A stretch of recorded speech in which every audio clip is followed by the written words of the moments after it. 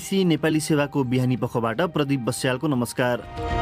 आज कार्यक्रममा सवारी चालक स्मार्ट लाइसेन्स वितरणमा देखिएको प्राविधिक समस्या अब सुल्झिएको अधिकारीहरूको भनाई। स्मार्ट कार्डको समस्या भनेको विशुद्ध टेक्निकल हो, त्यो समस्या पनि समाधान भइवरी अब हामीले डेलिभरी अर्डर दिइसक्यौँ। 5 लाख टन मान्छेहरूको छाप्नु पर्ने छ। लागु पदार्थ सम्बन्धी अभियुक्तले भरिँदै गरेका नेपाल भारतका सीमा क्षेत्र। तरकारीभित्र लागु औषध भेट्यो, अस्ति गाउँको पिठोमा लागु औषध भेटियो, कपडाभित्र लागु औषध भेटियो। र अफगानिस्तानमा 2500 सेना राख्न राष्ट्रपति बाइडेनलाई पहिले नै सुझाइएको 2 वरिष्ठ अमेरिकी जनरलको भनाई। तर सबैभन्दा पहिले आजका प्रमुख विश्व समाचार। सञ्जीव गिरीबाट समाचार सुन्नुहोस्। अफगानिस्तानबाट अमेरिकाको अव्यवस्थित फिर्तीबारे छानबिन गरिरहेको सिनेटको एउटा समितिमा अमेरिकाका शीर्ष जनरलहरूले आफूहरूले राष्ट्रपति जो बाइडेन र पूर्व राष्ट्रपति डोनाल्ड ट्रम्पलाई करिब 2500 अमेरिकी सेनालाई अफगानिस्तानमा राख्न सुझाव दिएको बताएका छन्। जनरल मार्क मिली र जनरल केनिथ मकेन्जीले दिएको गवाही बाइडेनले यसअघि गरेको टिप्पणीसँग बाजिएको छ। राष्ट्रपति बाइडेनले आफूलाई त्यस्ता सुझाव नदिइएको बताएका थिए। दुवै जनरलले तालिबानले त्यति चाँडो सत्तामा नियन्त्रण लिन सफल होला भन्ने आफूहरूले अनुमान नगरेको बताएका छन्। जनरल मिलीले तालिबान अझै पनि आतंकवादी समूह रहेको र उसको अल कायदासँग सम्बन्ध कायमै रहेको बताउँदै अफगानिस्तानबाट आतंकवादी हमला हुन सक्ने विषयबारे सचेत गराएका थिए। नयाँ तथ्यहरूले विदेशी परियोजनामा चीनको लगानीको तह देखाएको छ, जसको अधिकांश भाग सरकारी वासलातबाट लुकाएर दिइएको महँगो ऋण रहेको जनाइएको छ। त्यस्तो रकमको ठूलो हिस्सा व्यापारका लागि नयाँ मार्गहरू विकास गरेर विश्व बदल्ने चीनको योजना बेल्ट एन्ड रोड इनिसिएटिभ अन्तर्गत उपलब्ध गराइएको बताइएको छ। अमेरिकाको विलियम एन्ड मेरी विश्वविद्यालयले गरेको अध्ययनले यस्तो विवरण सार्वजनिक गरेको हो। पछिल्लो 18 वर्षमा चीनले अनुदान र ऋण गरी 480 अर्ब अमेरिकी डलरभन्दा बढी रकम उपलब्ध गराएको बताइएको छ, जुन अमेरिकाले दिएको रकमसँग तुलना गर्दा दोब्बरभन्दा बढी हो। तपाईँ बीबीसी नेपाली सेवा सुनिरहनु भएको छ। उत्तर कोरियाले आफ्नो पूर्वी तटबाट नयाँ प्रकारको हाइपरसोनिक क्षेप्यास्त्र प्रहार गरेको दावी गरेको छ। हाइपरसोनिक क्षेप्यास्त्र ध्वनिको गतिभन्दा 5 गुणा तीव्र गतिमा यात्रा गर्न सक्छ। उत्तर कोरियामा नयाँ क्षेप्यास्त्र परीक्षण गरिएको दक्षिण कोरियाको सेनाले पुष्टि गरेको छ। तनाव चुलिँदै गर्दा प्योङयाङले मंगलबार एउटा छोटो दूरीको क्षेप्यास्त्र र गत हप्ता एउटा ब्यालिस्टिक क्षेप्यास्त्र प्रक्षेपण गरेको थियो। जेम्स बोन्ड चलचित्रको पछिल्लो भाग नो टाइम टु डाईको प्रिमियर 18 महिनाको ढिलाइपछि अन्ततः लन्डनमा सम्पन्न भएको छ। कोरोना भाइरस महामारीका कारण उक्त चलचित्रको रिलिज कैयौं पटक रोकिएको थियो। 007 का रूपमा चित्रित ब्रिटिस खुफिया अधिकारीका रूपमा नायक ड्यानियल क्रेगको यो 5औं र अन्तिम भाग हुनेछ। चलचित्र उद्योगले यो चलचित्रले बक्स अफिसमा कस्तो नतिजा ल्याउँछ र यसले दर्शकहरूलाई ठूलो संख्यामा सिनेमा हलसम्म ल्याउन सक्छ सक्दैन भन्ने विषयलाई नजिकबाट नियालिरहेको बताइएको छ। र एक्वेडरको कारागारमा भएको दंगामा कम्तीमा 24 जना बन्दीको मृत्यु भएको छ। उनीहरूको शव दंगा प्रहरीले फेला पारेको थियो। उक्त बन्दीगृहमा 2 समूहबीच झडप भएको बताइएको छ। त्यहाँ 40 भन्दा बढी बन्दीलाई अस्पताल पुर्याइएको छ। यो बीबीसी नेपाली सेवा हो।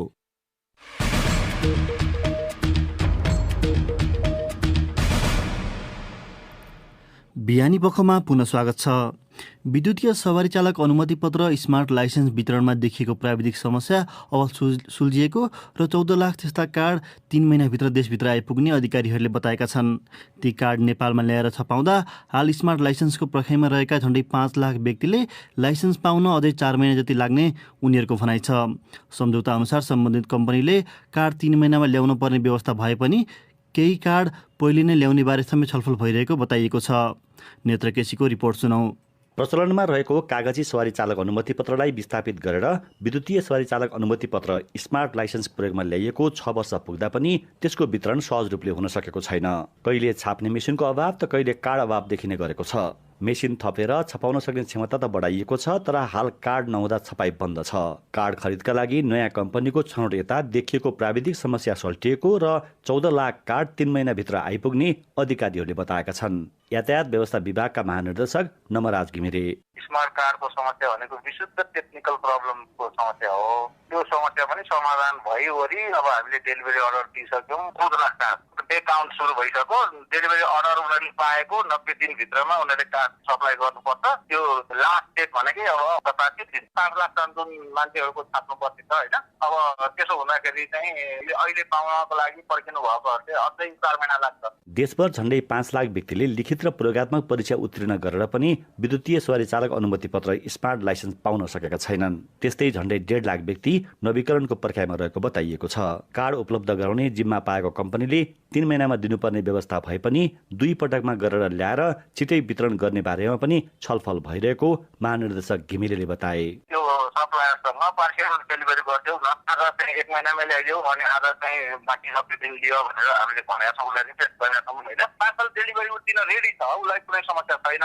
तर पार्सली डेलिभरी हामीले लिँदाखेरि चाहिँ हामीले त्यो सिपमेन्टको कस्ट चाहिँ हामीले बिहोर्नु पर्छ क्या। 2 खेप हुने भएको हुनाले कस्ट बढ्न सक्छ। हालसम्म 20 लाखको हाराहारीमा स्मार्ट लाइसेन्स वितरण भइसकेको अधिकारीहरूको भनाइ छ। अहिले पनि देशका विभिन्न यातायात कार्यालयमा झण्डै 5 लाख व्यक्तिले सवारी चालक अनुमति पत्रका लागि परीक्षा दिइरहेका छन्। तर उनीहरूले स्मार्ट लाइसेन्स 1 वर्षपछि मात्रै पाउनेछन्। नयाँ व्यवस्था अनुसार अब लिखित र प्रयोगात्मक परीक्षा उत्तीर्ण गरेकाहरूले 1 वर्षका लागि छुट्टै परीक्षणकालीन सवारी चालक अनुमति पत्र पाउनेछन्। नेत्र केसी, BBC, काठमाडौँ। नेपालमा आन्तरिक वा अन्तर्राष्ट्रिय उडानकै क्रममा विमानमा समस्या देखिएमा वा प्राविधिक कारण आपतकालीन अवतरण गर्नु परेमा त्यस्तो व्यवस्था काठमाडौँ विमानस्थलमा मात्रै रहेको अधिकारीहरूले बताएका छन्। पर्यटनको उच्च सम्भावना रहेको बताइने नेपालमा स्थल मार्गको भरपर्दो विकल्पका रूपमा हवाई मार्ग मात्र रहेको बताइने गरिन्छ। यसै सन्दर्भमा हामीले संस्कृति, पर्यटन तथा नागरिक उड्डयन मन्त्रालयको नागरिक उड्डयन महाशाखा प्रमुख बुद्धिसागर लामिछानेलाई सम्पर्क गरेर आपतकालीन अवतरण गर्नका लागि काठमाडौँको एउटा पनि विकल्प तयार नगरिनुको कारण के हो भनेर सोधेका छौँ। के हो भने अहिलेसम्म नेपालमा एकमात्र अन्तर्राष्ट्रिय विमानस्थल छ। अब निकट भविष्यमा अब निर्माण सम्पन्न हुने र सञ्चालनमा आउने गौतम बुद्ध अन्तर्राष्ट्रिय विमानस्थल र पोखरा अन्तर्राष्ट्रिय विमानस्थल हुनेछन्।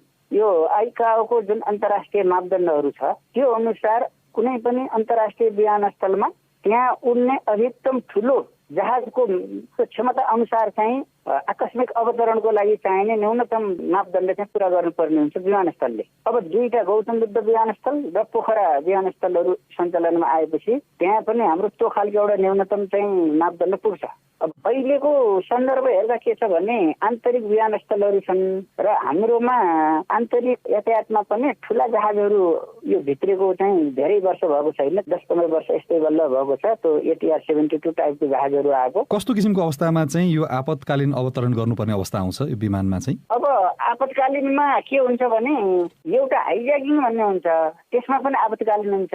अब उडान सुरक्षा नै भनिसकेपछि जस्तो अब US बङ्गलाको जहाज दुर्घटना भयो, ल्यान्डिङ गियरले अब धावन मार्गमा टेक्न सक्छ कि सक्दैन, ठुलो स्पिडमा आएको त्यो जहाजको चाहिँ अलिकति घर्षण अब कुनै चाहिँ बढीको धावन मार्गमा हुने बित्तिकै आगो आउने सम्भावना हुन्छ। अनि त्यो विङहरूमा हुने अब फ्युल ट्याङ्कहरूबाट फ्युल रप्चर हुने सम्भावना हुन्छ, आग लाग्ने, जनधनको क्षति हुने। भनेपछि यस्तो खालकोलाई खास गरी हामीले एउटा आपतकालीन उसको भन्न सक्छौँ। त्यही भएर यस्तोमा जहाँ धेरै अलि सुविधा सम्पन्न उपकरणहरू छ त्यहाँ लगेर नै अब यो अवतरण गराउने। त्यो भनेको चाहिँ नेपालको हकमा अब काठमाडौँ मात्र रह्यो अहिलेसम्मको हिसाबले। र जस्तो मानौँ यदि मौसम प्रतिकूल भयो, विमान अब त्यति लामो दूरीबाट आउन सक्ने अवस्था रहेन भने वैकल्पिक योजना केही गर्न सकिने, वैकल्पिक तयारी केही गर्न सकिने अवस्था छ कि छैन नेपालमा? यस्तो तयारी भनेको तुरुन्तै हुने होइन। विराटनगर विमानस्थलमा पनि एउटा चाहिँ फायर फाइटिङ इक्विपमेन्टहरू, अब यो टेन्डरहरू, वाटर ट्याङ्करहरू, अब यस्ता एम्बुलेन्सहरू अब त्यस्ता राखेकै अवस्था छ। काठमाडौँ पनि आउन नसक्ने, बाहिर ल्यान्ड गर्नुपर्ने भयो भने त अब त्यसमा सक्दो अब सावधानी अपनाएर अवतरण गराउनुको त विकल्प हुँदैन। यसमा चाहिँ जस्तो भनौँ न छिमेकी राष्ट्र अब भारत नजिकै पनि छ र नेपालका धेरै सहरहरू आसपासमा भएको अवस्थामा यस्तो किसिमको संवेदनशील परिस्थिति उत्पन्न भयो भने भारतका विमानस्थलमा गएर चाहिँ यस्ता किसिमका इमर्जेन्सी ल्यान्डिङहरू, अवतरणहरू गर्न सकिने अवस्था चाहिँ रहन्छ कि रहँदैन? त्यस्तो सम्झौता केही छ कि छैन नेपाल भारत बीचमा?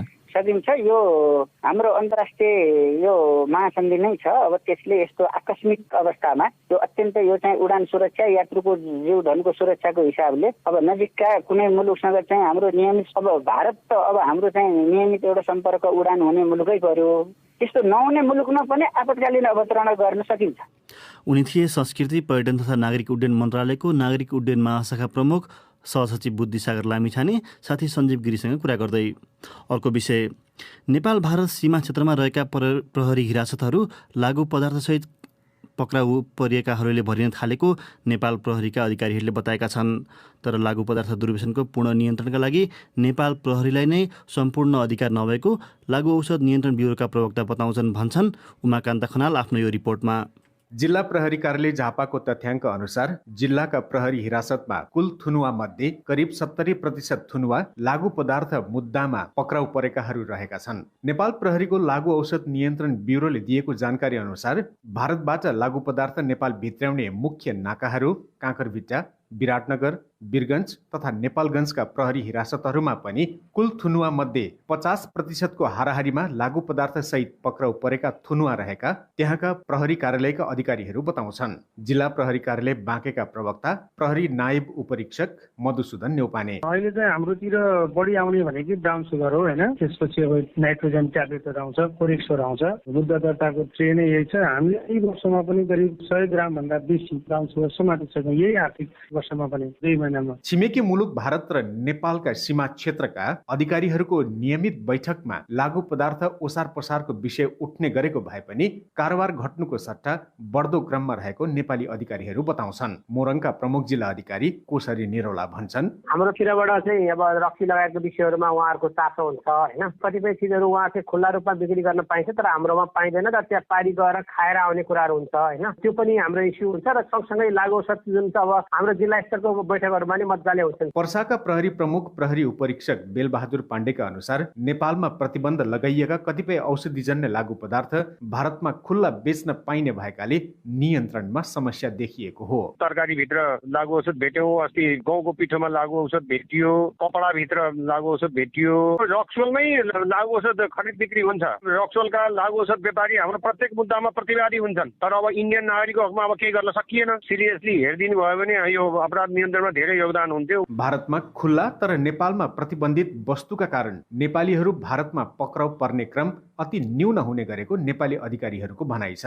तर नेपालमा लागु पदार्थ प्रयोगको पूर्ण नियन्त्रणका लागि प्रहरीलाई सम्पूर्ण अधिकार नभएको लागु औषध नियन्त्रण ब्युरोका प्रवक्ता प्रहरी उपरीक्षक जीवन श्रेष्ठले बताए। सप्लाई कन्ट्रोलको लागि हामीले खबर सङ्कलनदेखि लिएर निगरानीदेखि लिएर मान्छे पक्राउदेखि लिएर बरामददेखि कारबाही भयो। तिनीहरूलाई उपचार केन्द्रमा राखेर उपचार गर्नुपर्ने कुरा, तिनीहरू ठिक भइसकेपछि तिनीहरूको समाजमा फेरि सोसियलाइजेसनका कुरा जुन नेपाल प्रहरीले हेर्न अथोरिटी पाएको छैन। प्रहरीले जनचेतनामूलक कार्यक्रम गर्ने र कानुनी कारबाहीको प्रक्रिया अगाडि बढाउन बाहेक अन्य अधिकार नपाएको श्रेष्ठको भनाइ छ।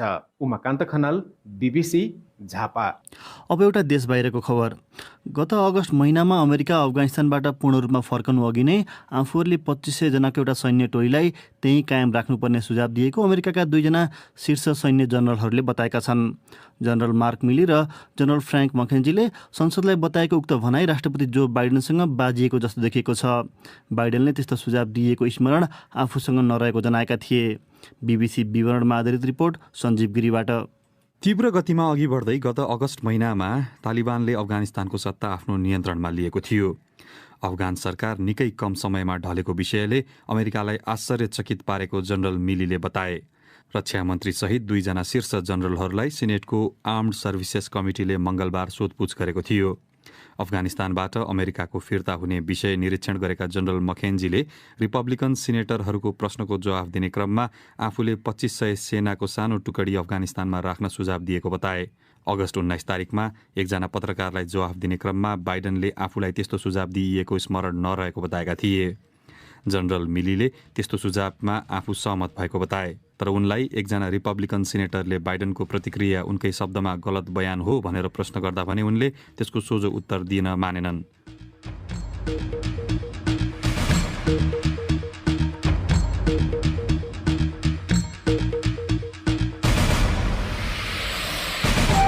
हवस् त यसका साथै बीबीसी नेपाली सेवाको बिहानी पख यही सकिन्छ।